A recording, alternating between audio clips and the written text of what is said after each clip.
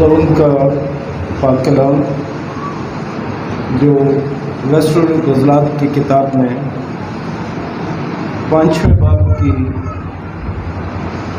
दूसरी आयत के पहले हिस्से में लिखा गया वो आपके सामने पढ़ रहा हूँ। रसूल गज़लात की किताब 5वां बाब और दूसरी आयत का पहला हिस्सा, क्योंकि हमने पूरा बाब सब ने मिलकर पढ़ा है।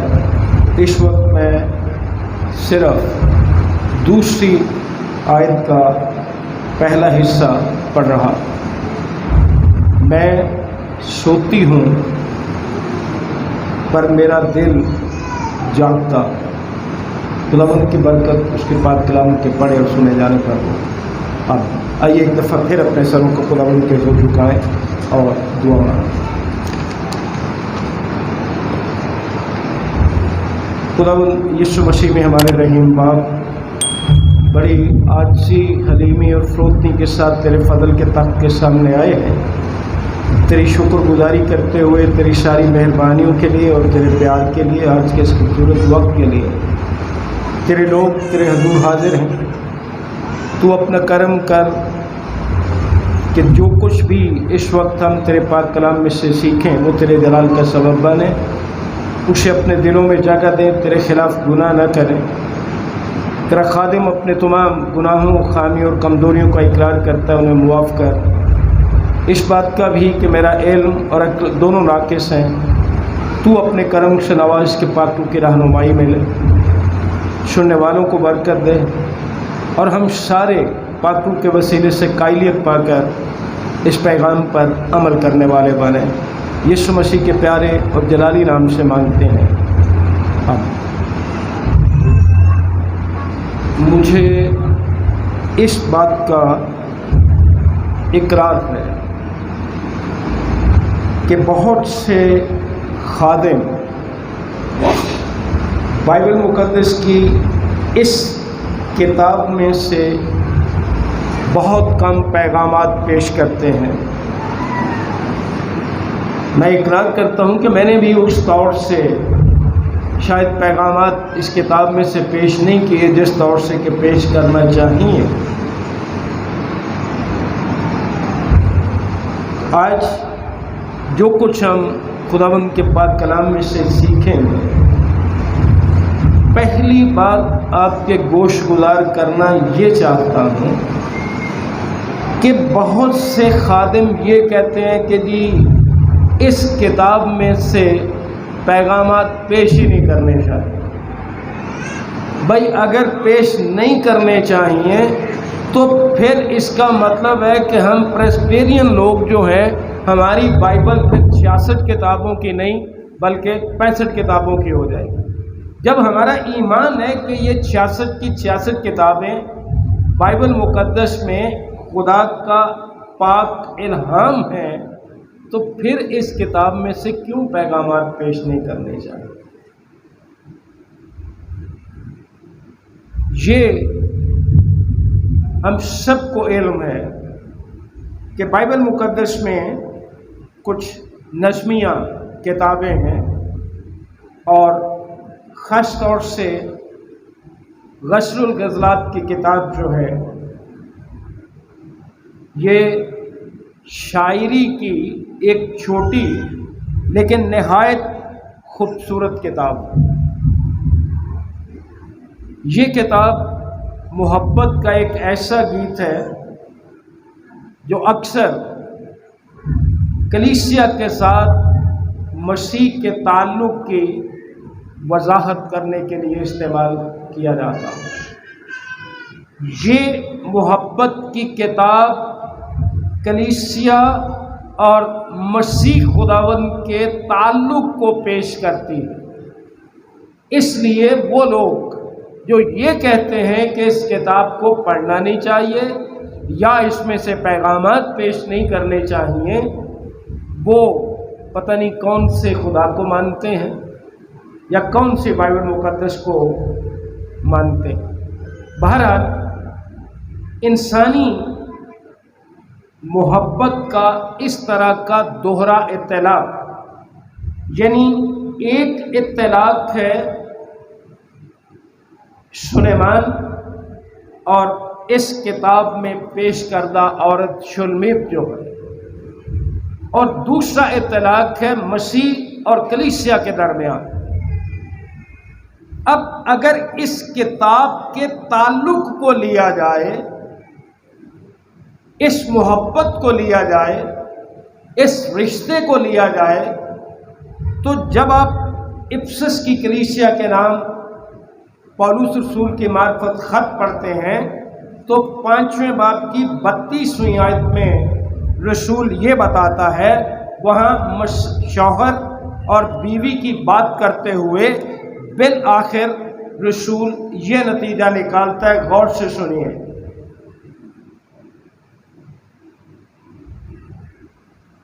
کرنتھس کی کلیسیا کے نام پولس رسول کا خط، اس کا 5واں باب اور اس کی افسس کی کلیسیا کے، معاف کرنا، افسس کی کلیسیا کے نام پولس رسول کا خط 5واں باب اور 32ویں آیت میں شوہروں اور بیویوں کے تعلق کی بات کرتے ہوئے رسول اس نتیجے پر پہنچتا ہے، اور جو محبت کا تعلق سلیمان کی معرفت اس غزل الغزلات کی کتاب میں پیش کیا گیا ہے، رسول اپنے الفاظ میں اسے اس طرح بیان کرتا ہے۔ یہ بھید تو بڑا ہے، لیکن میں مسیح اور کلیسیا کی بابت کہتا ہوں۔ شوہر اور بیوی کا تعلق، یہ رشتہ بیان کرتے ہوئے رسول بتا رہا ہے کہ حقیقی محبت جو ہے وہ مسیح اور اس کی کلیسیا کے درمیان ہے، اور شادی شدہ لوگوں کو، شوہروں اور بیویوں کو اپنی جسمانی دنیاوی شادیوں کو مسیح اور کلیسیا کے رشتے کے ناطے میں سمجھنے کی ضرورت ہوتی ہے، جو کہ ہم افسوس ہے کہ نہیں سمجھتے کہ کلیسیا اور مسیح کا کیا تعلق ہے، اور یہ تعلق شوہر اور بیوی کے تعلق سے دنیاوی طور سے بیان کیا گیا۔ دراصل غزل الغزلات کی کتاب کی تشریح کئی طرح سے کی جا سکتی ہے۔ محبت کے گیت کے طور پر یہ بہت ہی خوبصورت اور شاندار گیت ہے، اور بہت سے یہودی علماء جو ہیں ان کے نزدیک یہ خدا اور بنی اسرائیل کے تعلق کی تصویر ہے، اور مسیحی علماء، خواہ وہ قدیم کلیسیا کے علماء ہیں یا ریفارمڈ کلیسیاؤں کے علماء ہیں، ان کے مطابق یہ مانا جاتا ہے کہ یہ مسیح اور کلیسیا کے تعلق کے بارے کتاب ہے۔ لیکن اس سے کہیں زیادہ انفرادی دور میں ہم یہاں خداوند اور مسیحی کے تعلق کا اظہار دیکھتے ہیں کہ خداوند یسوع مسیح اور ایک مسیحی کا تعلق کیسے بیان کیا گیا ہے اس کتاب میں۔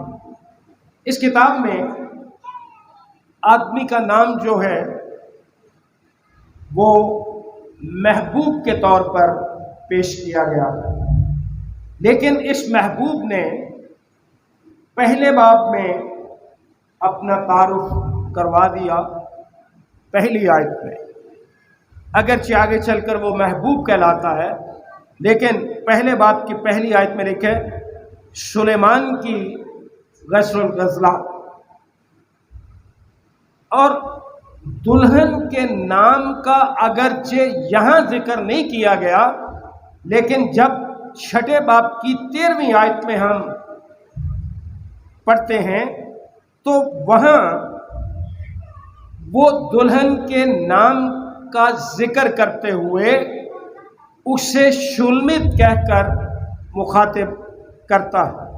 13ویں آیت میں لکھے लौटा लौटा ऐ शुल्मित, लौट आ कि हम तुझ पर नज़र करें। तुम शुल्मित पर क्यों नज़र करोगे? गोया वो दो लश्करों का नाच है।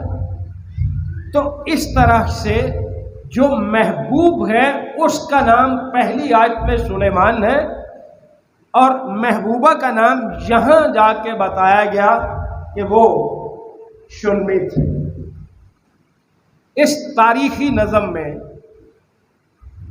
जोड़े के दरमियान, महबूब और महबूबा के दरमियान मुख्तलिफ अल्फाज में गुफ्तगू हुई है, या ये कह लीजिए कि मुख्तलिफ अल्फाज का तबादला हुआ।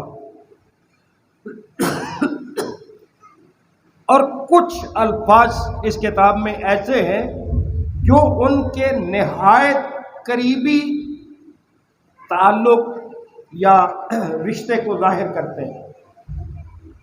लेकिन अज़ीज़ बहन भाइयों, इस बात को जहन में रखते हुए, जैसा मैंने पहले गुजारिश की कि इसकी कई तरह से वजाहत या तशरीह की जाती है, मैं चाहता हूँ कि हम ख़ास तौर पर उनके ताल्लुकात को, महबूब और महबूबा के ताल्लुक़ को इस वाक़े में देखें जिसका जिक्र पहली आयत से 16वीं आयत तक किया गया, 5वें बाब में।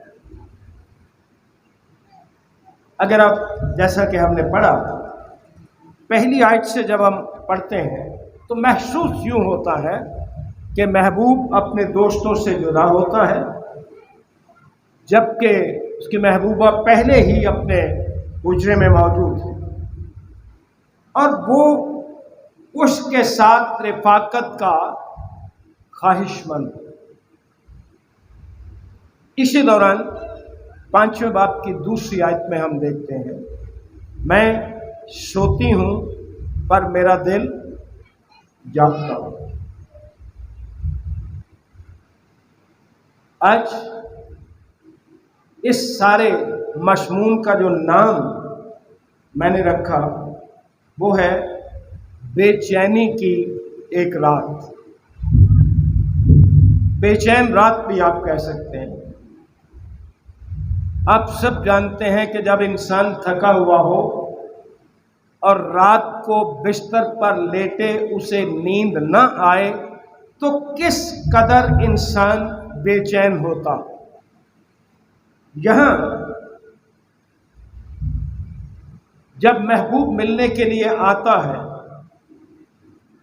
तो जब वो दरवाज़ा खटखटाता है, और आप ज़रा तसव्वुर कीजिए कि अगर आपको किसी ख़ास अजीज़ से मिलने की ख्वाहिश हो, आपको उसके आने का इंतज़ार हो, और जब वो आए, वो दरवाज़ा खटखटाए और आप उसके लिए दरवाज़ा न खोलें, बल्कि उल्टा जवाब ये दें कि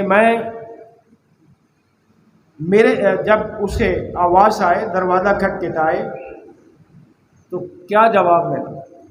मैं तो कपड़े उतार चुकी, अब फिर कैसे पहनूं? मैं तो अपने पाँव धो चुकी, अब उनको क्यों मैला करूं? जब इंसान सो जाता है, रात वाले कपड़े पहन लेता है, बंदा सुस्त हो जाता है। तो अब कलीसिया ये बहाना कर रही है कि मैंने तो कपड़े उतार लिए, अब मैंने रात वाले कपड़े पहन लिए, अब मैं अपने पाँव भी धो के सो गया, अब क्यों मैला करूं नीचे उतर के?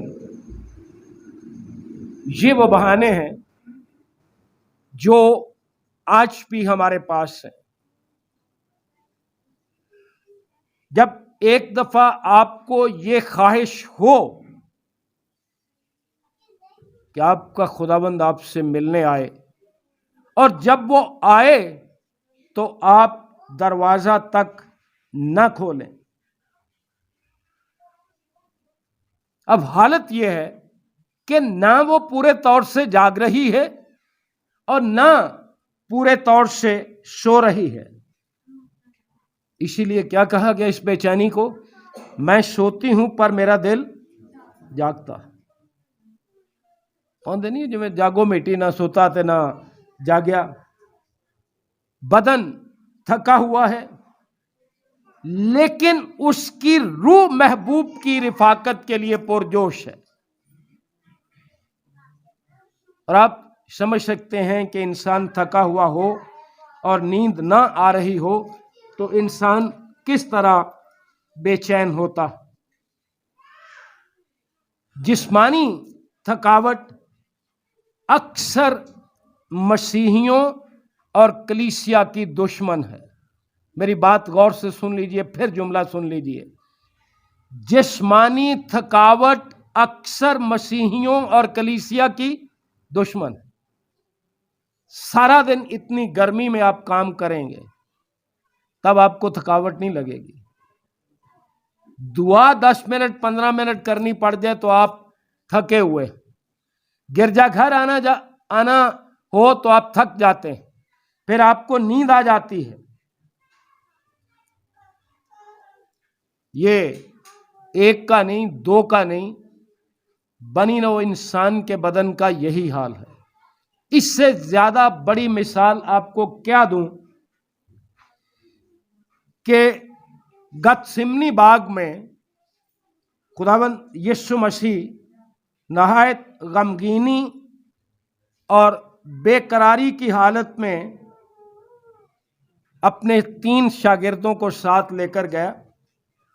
उन्हें कहा तुम यहीं ठहरो और मैं आगे बढ़कर दुआ करता हूं। जब वो उन्हें देखने आया तो कलाम मुकद्दस कहता है कि वो क्या कर रहे थे? सो रहे थे। मत्ती रसूल की इंजील 26वां बाब 40वीं और 41वीं आयत पढ़ के देख लीजिए। जब वो उन्हें देखने आया तो वो सो रहे थे। लेकिन यहां आज गज़लुल गज़लात की किताब के मुताबिक जब शुलमित के लिए वो लम्हा आया जिसकी वो ख्वाहिशमंद थी कि मेरा महबूब आए, उसने अपने महबूब की आवाज सुनी। लेकिन 3री आयत मैंने पढ़ के आपको सुना दी कि वो इस कदर थकावट का शिकार थी कि वो अपने महबूब के लिए दरवाजा खोलने को नहीं उठी। अगर हम इस वाक़े को बनी इस्राइल की नजर से देखें तो बनी इस्राइल चाहते थे कि खुदावंद उनकी मदद के लिए आए। उसने उन्हें मिस्र की असीरी से रिहाई दिलवाई, लेकिन उन्होंने बियाबान में अपने खुदावंद की खिदमत करने की तकलीफ गवारा नहीं की। खुदावंद ने उन्हें वादा की हुई सरजमीन में पहुंचा दिया, लेकिन उन्होंने वहां भी उसकी खिदमत में थकावट महसूस की, जिस तरह आज हम महसूस करते हैं। 490 बरस तक खुदावंद ने उनके पास नबी भेजे कि वो खुदा की तरफ रजू हों, लेकिन उन्होंने उनकी भी नहीं सुनी। बाबल की असीरी के बाद खुदावंद ने उन्हें एक मर्तबा फिर रिहाई दिलवाई। रिहाई कब हुई? जब मसीह खुदावंद आया। उसने अपना इकलौता बेटा भेजा ताकि उनको उनके गुनाहों से रिहाई दिलवाए। लेकिन यूहन्ना रसूल की मार्फत इंजील के पहले बाब की पहली आयत अगर पढ़ें तो वहां लिखा है कि वो अपनों के पास आया और अपनों ने उसे कबूल ना किया। कैसी बात? 490 बरस तक खुदा ने नबी भेजे, फिर अपना बेटा भेजा, लेकिन उन्होंने उसे भी कबूल ना किया।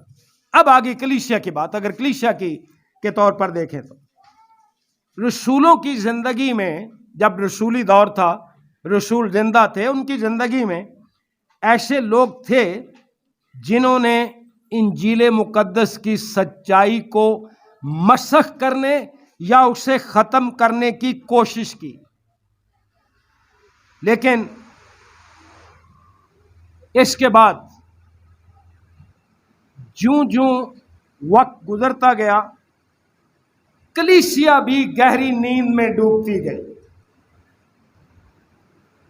اور کلام مقدس میں ہم پڑھتے ہیں کہ بہت سے موقعوں پر خدا کو وبائی امراض، جس طرح ابھی پوری دنیا تقریباً کرونا میں سے گزری ہے، خدا نے وبائی امراض، قدرتی آفتیں اور جنگوں کی صورت میں ایک بڑی بیداری لانے کے لیے ایسا کیا۔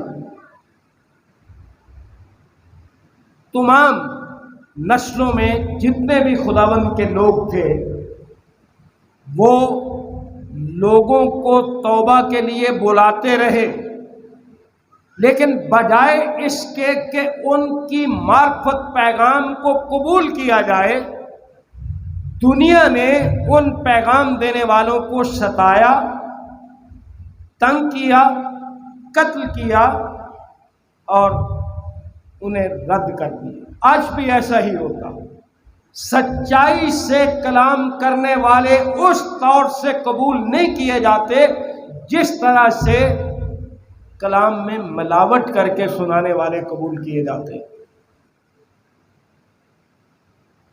پہلے ہم نے دیکھا بنی اسرائیل کی طرح، پھر کلیسیا کی طرح، اور اب فرد واحد کی طرح شخصی طور پر دیکھتے ہیں، کیونکہ یہاں شخصی طور پر بات ہے محبوب اور محبوبہ کی۔ توبہ نہ کرنے والے یسوع مسیح کو اپنا نجات دہندہ قبول نہ کرنے والے ابدیت کے کنارے پر کھڑے ہوتے ہیں، اور خدا ان کو آواز دے رہا ہے۔ وہ خدا کی آواز سنتے ہیں جیسا آج ہم سارے سن رہے ہیں۔ جب کبھی عبادات ہوتی ہیں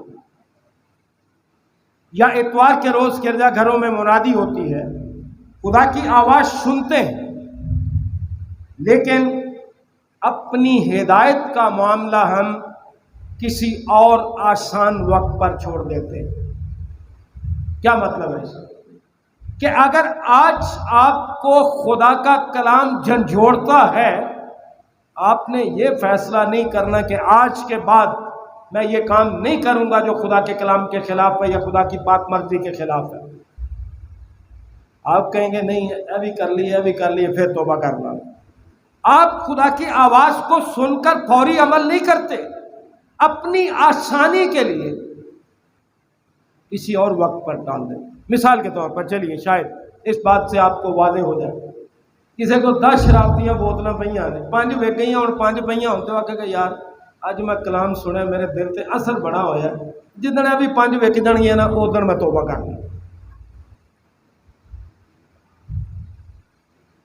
آپ کو کیا پتا کہ اگلے لمحے آپ نے ہونا ہے یا نہیں ہونا، میں نے ہونا ہے یا نہیں ہونا؟ تو اپنی آسانی کے وقت پر کیوں یہ معاملہ چھوڑا جائے؟ جب خداوند کی آواز آئے ہمیں اسی وقت اسے قبول کر کے اس پر عمل کرنے کی ضرورت ہے۔ دوسرا خط کرنتھس کی کلیسیا کے نام جب پولس رسول نے لکھا تو اس کے 6 باب کی دوسری آیت میں ہمیں اس طرح سے ملتا ہے۔ کرنتھس کی کلیسیا کے نام پولس رسول کی معرفت 6 باب اور اس کی دوسری آیت سنیے کیا لکھا، کیونکہ وہ فرماتا ہے کہ میں نے قبولیت کے وقت تیری سن لی اور نجات کے دن تیری مدد کی۔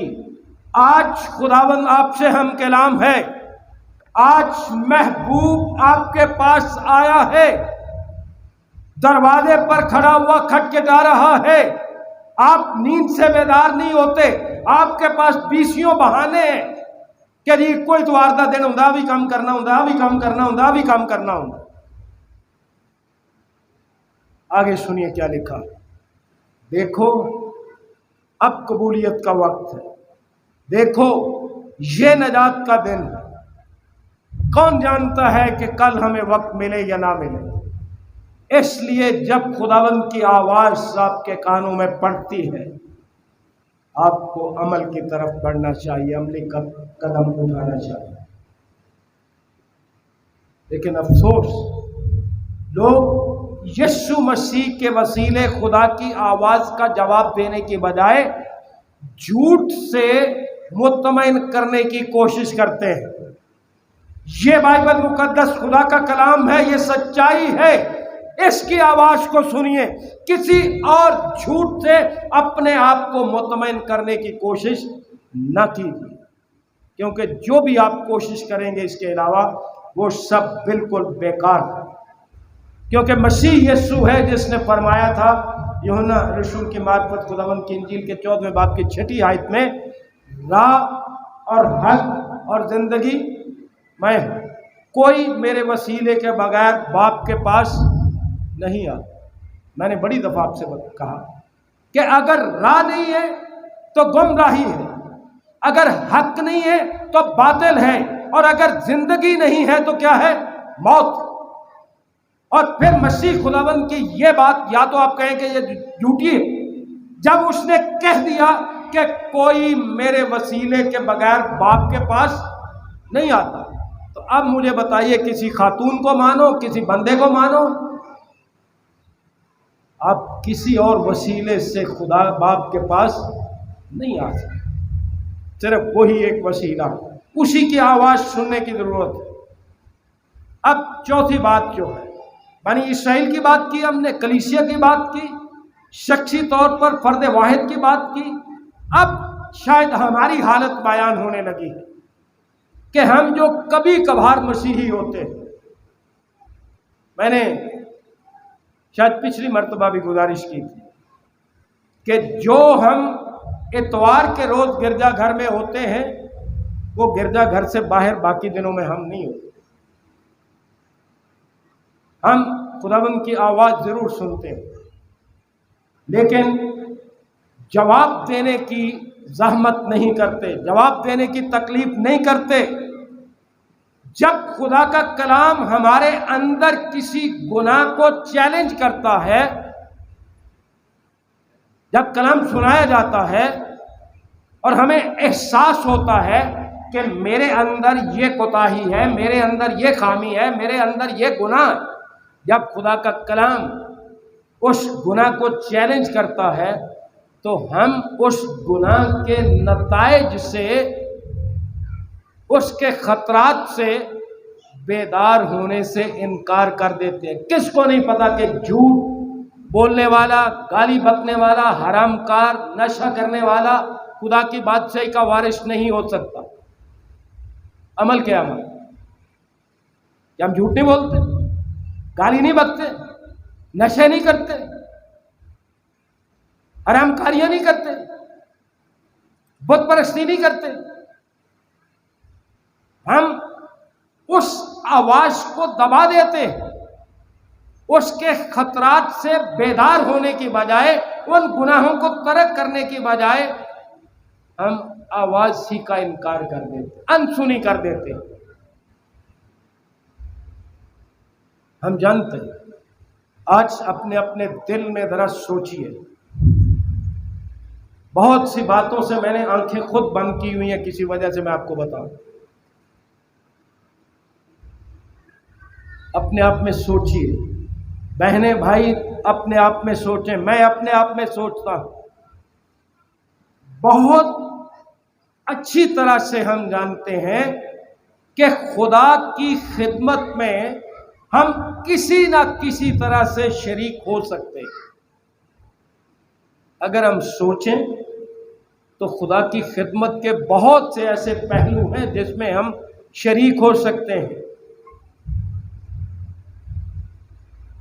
صفائی ہے، خدا کے گھر کے لیے کوئی چیزیں خریدنے کی ہے، اس کو صاف ستھرا رکھنے کے لیے، اس کی سجاوٹ کے لیے، اس کے اور انتظامات کے لیے ہم کسی نہ کسی خدمت میں شریک ہو سکتے ہیں اگر ہم ہونا چاہیں۔ لیکن ہمارا دل خدا کی آواز سنتا ہے، ہم عمل کوئی نہیں کرتے۔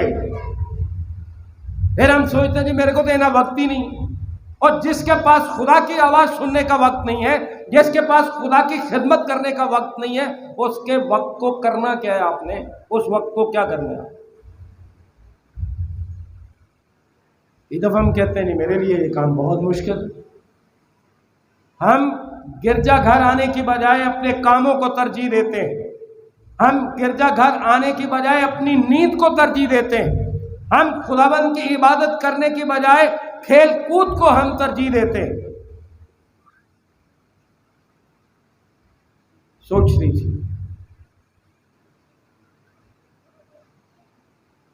کیا نمائندگی ہے شولمیت کی کہ کس طرح سے اتنی صدیاں پیشتر آج کی کلیسیا کی شولمیت کے وسیلے سے نمائندگی کی گئی۔ 30ویں آیت میں کیا کہا شولمیت نے؟ بہانے کیا کیے ہماری طرف؟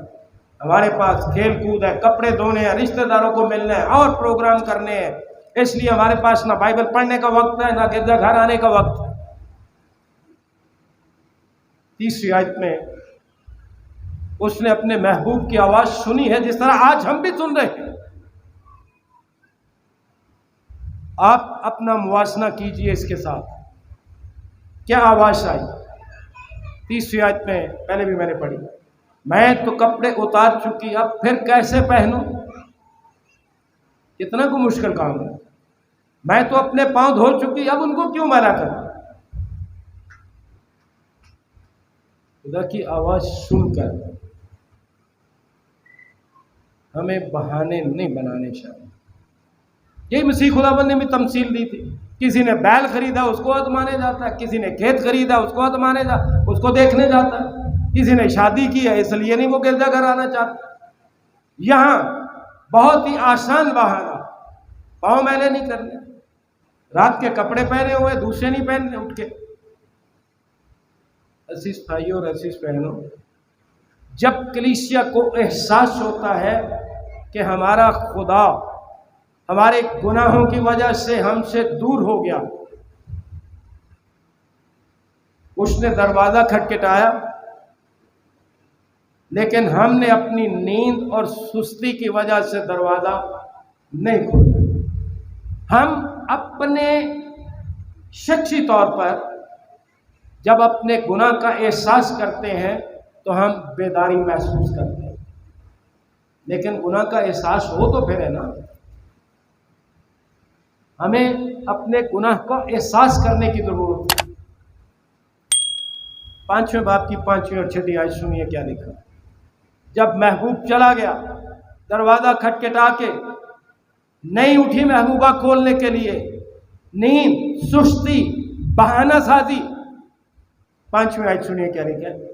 میں اپنے محبوب کے لیے دروازہ کھولنے کو اٹھی اور میرے ہاتھوں سے مر ٹپکا اور میری انگلیوں سے رقیق مر ٹپکا اور کفل کے دستوں پر پڑا۔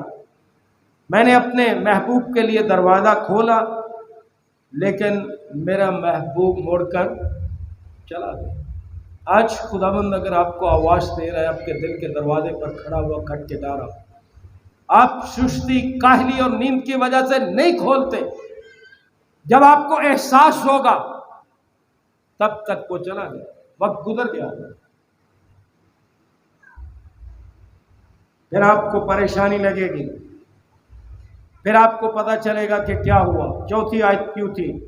میرے محبوب نے اپنا ہاتھ سوراخ سے اندر کیا اور میرے دل و جگر میں اس کے لیے جنبش ہوئی۔ جب احساس ہوا پھر دروازہ کھولنے کے لیے اٹھی، لیکن فائدہ کچھ نہیں، محبوب چلا گیا۔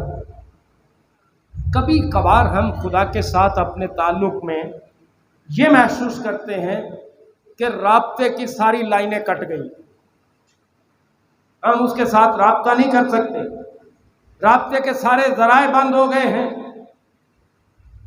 اور اس کی ایک وجہ ہو کہ ہم نے اپنے محبوب کی آواز کا جواب ہی نہیں دیا، اپنی نیند اور سستی کی وجہ سے۔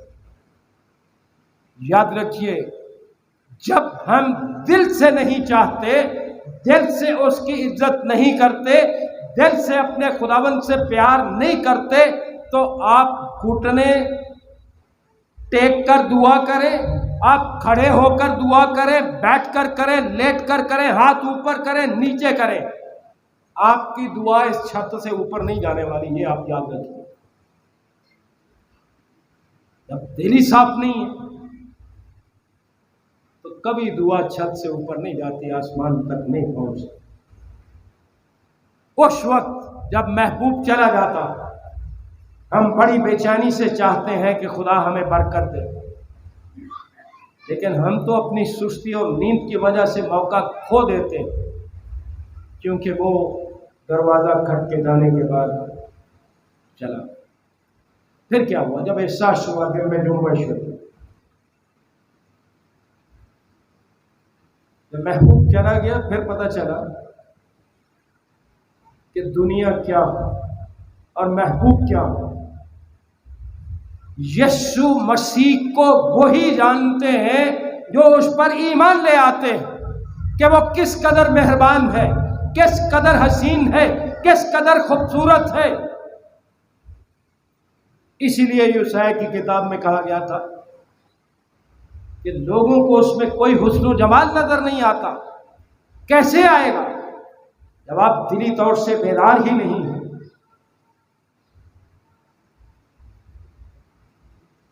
جب کوئی جواب نہ ملا، جب اس نے پکارا، 6 آیت پڑھ رہا ہوں، میں نے اپنے محبوب کے لیے دروازہ کھولا لیکن میرا محبوب مڑ کر چلا گیا۔ میں نے اسے ڈھونڈا پر نہ پایا، میں نے اسے پکارا پر اس نے مجھے کچھ جواب نہ دیا۔ ایک وقت تھا جب وہ دروازے پر کھڑا ہوا کٹکھٹا رہا تھا، آپ نے کوئی جواب نہیں دیا۔ جب وقت گزر گیا، آپ نے پکارا تو اس کی طرف سے کوئی جواب نہیں آیا۔ کدھر گئی آپ کی دعا؟ کیوں جواب دے گا آپ؟ اس لیے میں نے پہلے بھی گزارش کی کہ وقت آپ کے ہاتھ میں نہیں ہے، میرے ہاتھ میں نہیں ہے۔ جو خدا توبہ کے لیے وقت دیتا ہے اس سے بھرپور فائدہ ہوتا ہے۔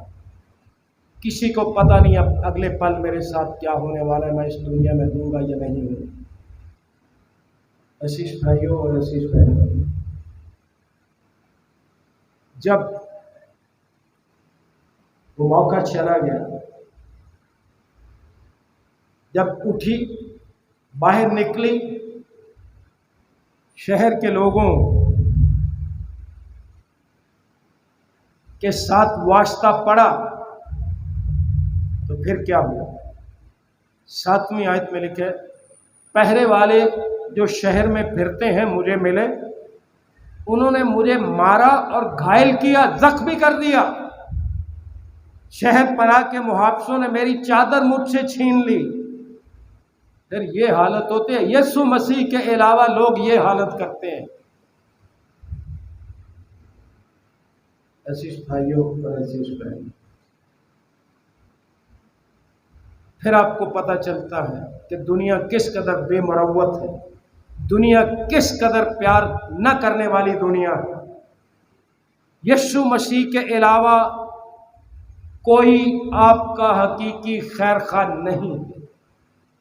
جب وہ چلا گیا، اٹھی، دروازہ کھولا، باہر شہر میں نکلی، تو یہ سلوک ہوا جو 7ویں آیت میں لکھا ہوا۔ پہرے والوں نے اس کے ساتھ بدسلوکی کی، مارا، گھائل کیا۔ جب یسوع کی آواز نہ سنی جائے تو پھر آخر یہی حال ہوگا۔ لیکن اب اسے ہوش آ گئی کہ میں نے ایک موقع تو گنوا دیا ہے اپنے محبوب سے ملاقات کا، اس کے لیے دروازہ کھولنے کا۔ اب اس نے یہ ہوش کر لی ہے، کاش یہ ہوش ہمیں بھی آ جائے۔ کیا ہوش کی ہے؟ کہ اس مرتبہ میں اس کی تلاش چھوڑوں گی نہیں۔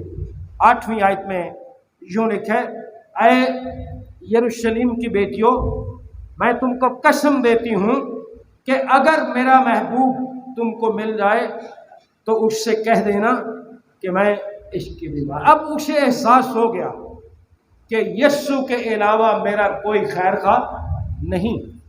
اب وہ اس تلاش کو جاری رکھے گی، اور وہ یروشلم کی بیٹیوں سے گزارش کرتی ہے کہ وہ اس کی تلاش میں مدد کرے۔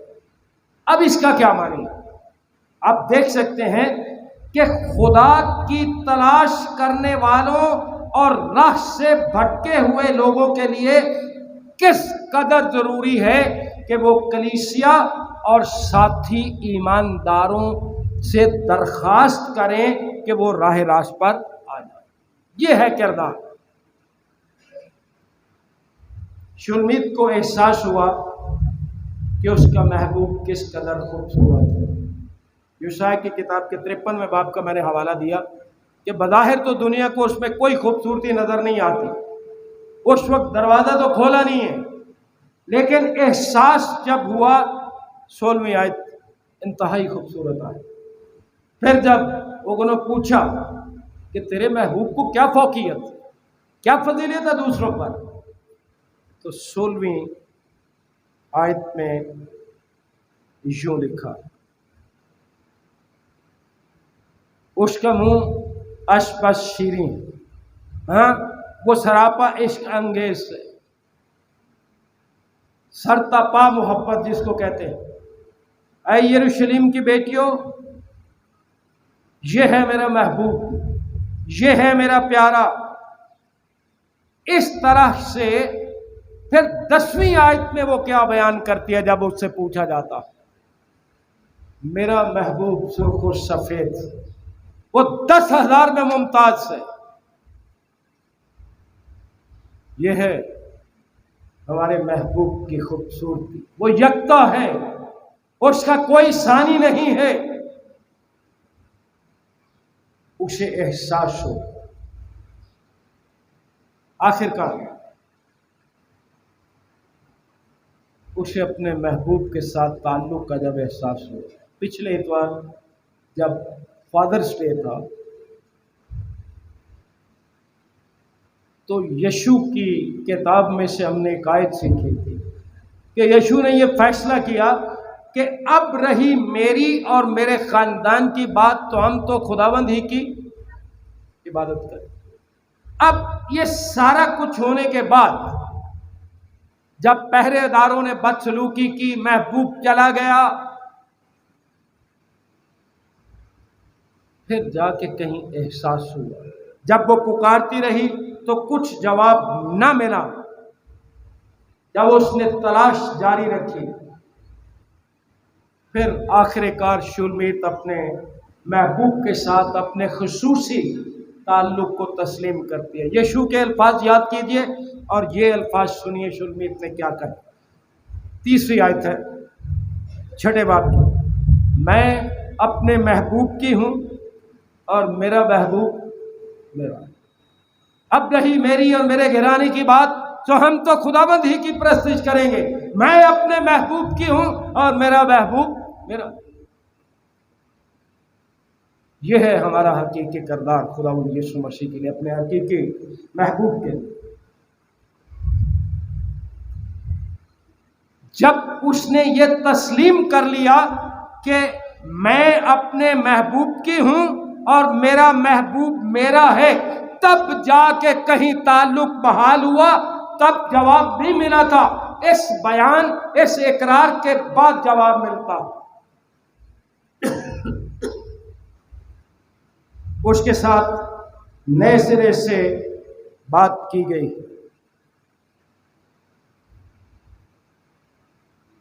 چوتھی آیت میں لکھا ہے، اے میری پیاری تو ترسا کی مانند خوبصورت ہے۔ پہلے کوئی جواب نہیں ملا۔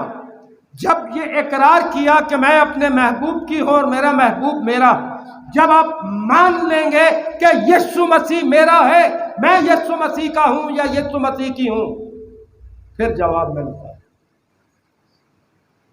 پہلے جواب نہیں ملتا۔ وہ ٹوٹی ہوئی رفاقت جو نیند، تھکاوٹ اور سستی کی وجہ سے رفاقت ٹوٹ گئی تھی، وہ اس اقرار کے بعد بحال ہو جاتی ہے۔ عزیز بھائیوں اور عزیز بہنوں، کیا آج آپ نیند سے جاگ کر، ہر طرح کے بہانے چھوڑ کر، خداوند یسوع مسیح کی جو ہمارا حقیقی محبوب ہے، اس کی آواز سن کر اپنے دل کا دروازہ کھولنے کے لیے تیار ہیں؟ کہ آپ اسے اپنا شخصی نجات دہندہ قبول کر کے अपनी ज़िंदगी उसके सुपुर्द करते हैं। उसके सुपुर्द करने का क्या मतलब है? मैं अपने महबूब की हूँ, उसका इख्तियार है मुझ पर, मेरी मर्जी उसकी मर्जी के ताबे है। यह है उसे अपना खुदावंद और निजात दहंदा कबूल करना और अपनी ज़िंदगी और मर्जी उसके सुपुर्द करना। क्या आप इसके लिए तैयार? पेशतर इससे कि वक्त गुजर जाए और वो दरवाज़ा खटखटा कर चला जाए और फिर हम ढूंढते फिरें। आज अपने खुदावंद की आवाज़ सुनकर अपने दिल का दरवाज़ा खोलो। इसके अलावा, उसके अलावा कोई और है नहीं जो आपसे इस कदर मोहब्बत करे कि आपके लिए सलीब पर अपनी जान कुर्बान कर दे, ताकि आप अब्दी मौत से बचकर अब्दी ज़िंदगी में आए। खुदावंद आपको बरकत दे। आज खुदावंद की आवाज़ हमने सुनी। आज हम अपने दिल का दरवाज़ा अपने खुदावंद के लिए खोल। आज वक्त है, अगले लम्हे का, अगले दिन का किसी को इल्म नहीं है। आज अपना आप खुदावंद के सुपुर्द कर दीजिए। इकरार कीजिए कि खुदावंद मेरा है और मैं खुदावंद का हूँ, या मैं खुदावंद की। खुदावंद आप सबको बरकत बख्शे और तौफीक।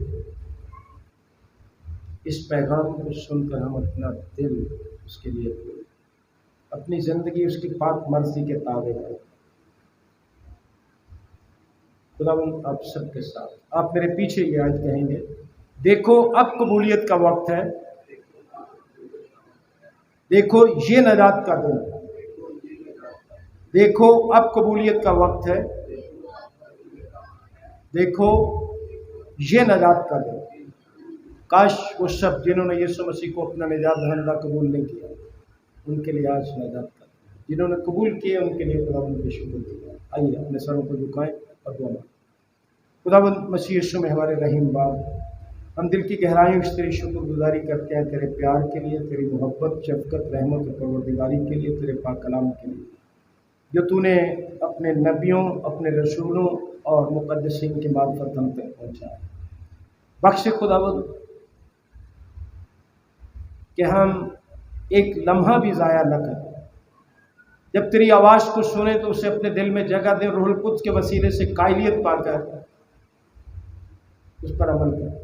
आज जब तू हमारे दिल के दरवाजे पर खड़ा हुआ खटखटाता है, हर तरह का बहाना छोड़कर, सुस्ती और काहली नींद छोड़कर तेरे लिए खुदावंद दरवाजा, और इकरार करें कि तू मेरा है और मैं तेरा।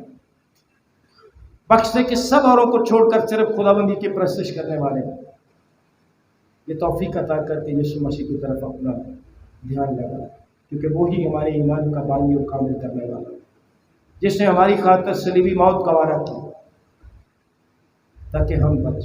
तेरी शुक्रगुजारी करते हैं तेरे बेटे के लिए, जिसके वसीले से हम खुदाबंद नजात पाते, जो वाहिद नजात दहिंदा, उसके अलावा कोई दूसरा नाम बख्शा ही नहीं गया जिसके वसीले से दुनिया नजात पा सके, और कोई उसके बगैर तेरे पास आ ही नहीं सकता। बख्श दे खुदावंद कि आज से हमारी ज़िंदगी तब्दील शुदा सके, हर तरह की सुस्ती और कायले को दूर करें, नींद से जागें, बेदार हो जाएं रूहानी तौर पर, और जब तेरी आवाज़ सुने उस पर अमल। इबादत की बरकत ऐसे में हमारे साथ, इस पैगाम पर 100 गुना फल है, यीशु मसीह के नाम से।